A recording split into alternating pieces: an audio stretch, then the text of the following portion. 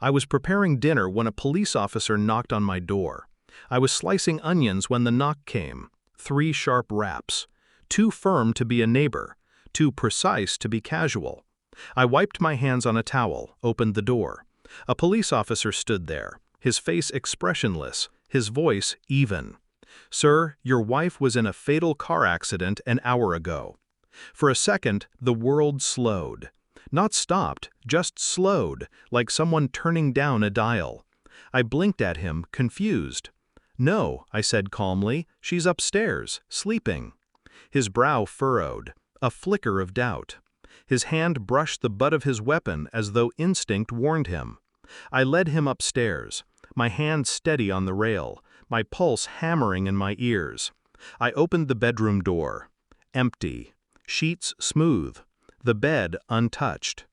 The officer's hand snapped to his gun. "Sir," he said slowly, "step away." But I wasn't looking at him. I was staring at the bed, the hollow indentation where her body should have been. And I knew. Something wasn't right.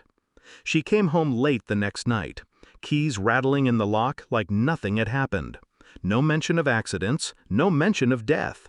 Just a smile, casual, too practiced. I said nothing, watched her hang her coat, watched her move across the room like a ghost who hadn't yet realized she was one. Her phone buzzed. A name flashed. Not mine. A man's name I didn't recognize. She silenced it too quickly. My stomach knotted, but my face remained blank. I listened to her laugh at dinner, a hollow sound. I watched the way she avoided my eyes. And I thought back to the officer's words. A fatal car accident. Her being declared dead while she was very much alive. Someone wanted her erased. Or she wanted herself erased. Either way, I was no longer her husband. I was her audience, watching her performance unfold.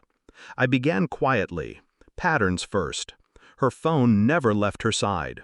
Screen turned down. Messages answered in the bathroom, door locked. Receipts crumpled hastily into her purse. Restaurant charges, hotels, one on the other side of town. I told her I was working late. I wasn't. I followed. Watched from across the street as she entered a bar, her hand brushing against another man's. His touch lingered too long. Hers lingered back. My chest burned, but my face never betrayed it. At home I searched deeper. Phone records, late-night calls to a single number, hours long. Bank statements, withdrawals that didn't fit. I collected quietly. Printed documents, screenshots, dates and times. And in the back of my mind, the officer's words echoed again. Your wife was in a fatal car accident. Someone else's wife, maybe. Maybe she had been living 2 lives, and one of them had finally collided with the truth.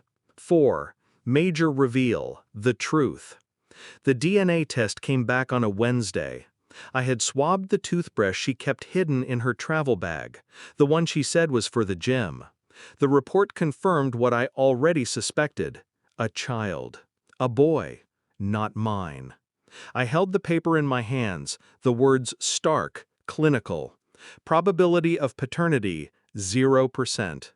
That evening, I set the document on the table in front of her. No words. Just the evidence. She froze. Her face drained of color. Hands trembled as she reached for it. "This isn't," she began. I raised a hand. Silence. Her lips quivered. Her eyes filled. She reached for me, but I didn't move. I watched her crumble. Quiet. Detached. Like watching glass fracture under its own weight. The next night I invited him over, the man from the bar. She thought I didn't know. She thought she was in control. When he walked into our living room and saw her standing there, eyes wide, body rigid, he stopped cold. I handed him the same report, said nothing. The silence crushed her. Her breath came shallow, frantic. She reached for him, but he stepped back. His eyes turned hard. She tried to explain. The words fell useless, broken. I sat in the armchair, watching them.